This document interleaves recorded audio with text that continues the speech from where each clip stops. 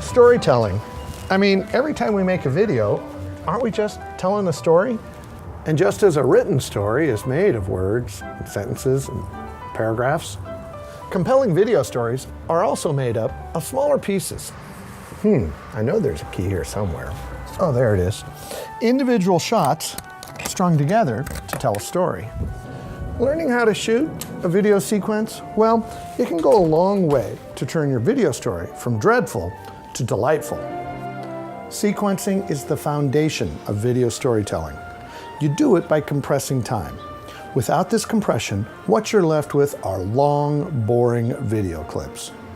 Proper sequencing gives a video editor a better way to tell the story by using a combination of wide, tight, and medium shots. By creating a sequence like this, you can efficiently propel your audience through your story. Sequencing helps you to compress time by compressing action. If you videotape the process of somebody scrambling an egg, it takes too long to show it as one continuous shot. You would show them entering the kitchen, opening the fridge, getting out an egg, finding a pan. Well, you get the idea. Here, I've sped up the process because it took over 3 minutes in real time. But you don't have that kind of time. If your video's boring, your viewer's gone. You have about 4 seconds before they decide whether they're going to stay or go. So sequencing helps you tell your story. Let's revisit our egg scene. We go from wide to a string of close-ups. Each shot gives the viewer an important detail about the story.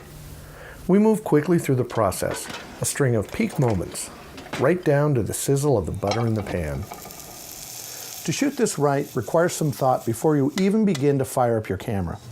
You might want to make a list of all the shots you think you're going to need. But you know what? Edited together, you can take this real-time 3-minute clip and cut it down to 20 seconds or less.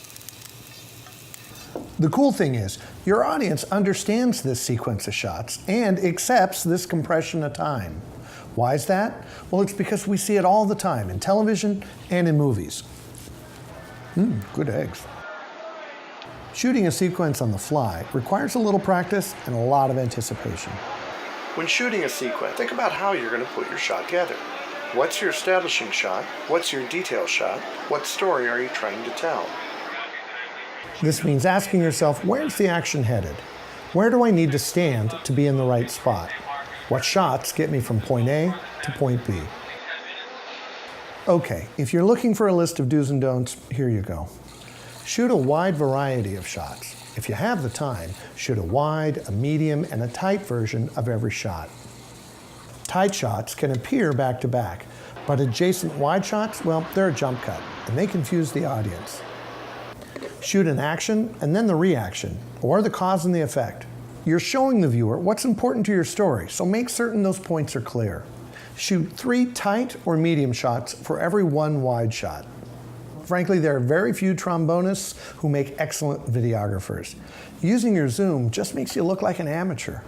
Hold your shots at least 6 seconds. 10 is better. You can shorten it in editing. If you're following something that moves, let it motivate how you move the camera. If you're panning over to a building, follow a car in the foreground over to your destination. Sequencing will take your story to the next level. It does take a little practice, but with that practice, your audience will thank you. If nothing else, they're more likely to stick around to the end.